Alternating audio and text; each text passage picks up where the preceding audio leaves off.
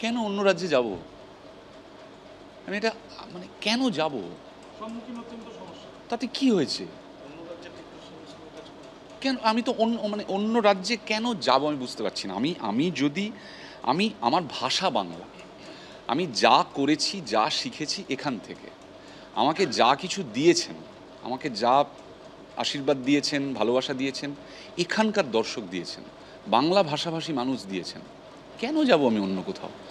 আমি এখানে লড়াই করে ঠিক করব, মানে আমি অত ভেঙে পড়ছি না মশাই, আমি ঠিক এখানে করব। ঠিক আছে, সব লড়াই 6 মাস, 1 বছর, 2 বছরের মধ্যে সমাধা হয় না। লম্বা থাকতে হয়, লম্বা লড়তে হয়, অনেক অনেক সময় লাগে, একদিনে কিছু হয় না।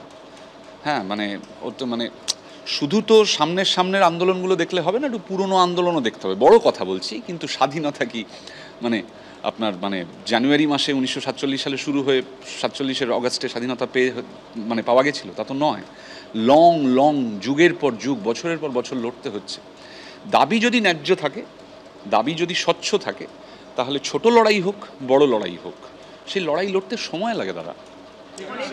সহকর্মীরা কেউ কিছু বলছে না? দেবদার সঙ্গে কাজ হলো, কুম্বাদা আছেন, এর আগে যুক্ত ছিলেন, তারা কিছু বলছে না? এখনো পর্যন্ত আমায় কেউ কিছু বলেননি। তারা কি জানেন বিষয়টা এরকম? সেটা তারা বলতে পারবেন, সেটা তারা বলতে পারবেন। বলছি, আমরা দেখলাম অভয়াকাণ্ডের সময় যে অভিনেতা অভিনেত্রীরা পথে নামলেন, এবং বর্তমানে দেখা যাচ্ছে গতকালও যে কসবাকাণ্ডেও অনেকেই পথে নেমেছেন।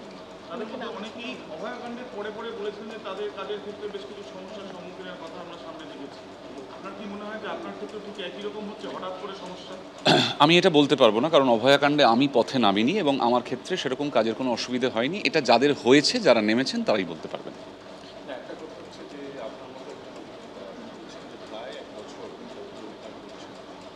না, 1 বছর না। হ্যাঁ, 6 মাস মানে আমি বলছি রঘু ডাকাতের শুটিং আমি এ মাসেই করেছি, কিন্তু আর সামনে আমার কোনো কাজের কথা নেই।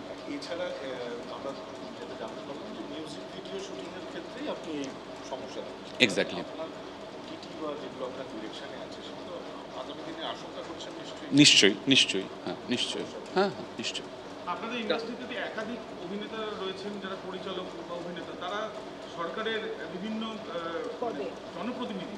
তা তাদের মাধ্যমেও কি কোনো রকম সহায়তা বা তারা কোনো রকম আপনাকে হেল্প করার জন্য এগিয়ে আসার কি সেরকম কোনো উদ্যোগ দেখলেন? এখনো কি যোগাযোগ? আমি তাদের কাউকে কোনো যোগাযোগ করিনি, তারাও আমাকে কেউ কোনো যোগাযোগ করেননি।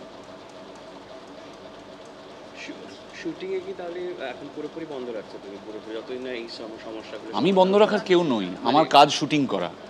আমি আবার চেষ্টা করবো এটা এক্সিকিউট করার। তখন দেখবো আমি এটা যা আজকে হলো না, আগের দিনও হলো না, আর বোধহয় করতে পারবো না, আমি আবার চেষ্টা করবো এক্সিকিউট করার।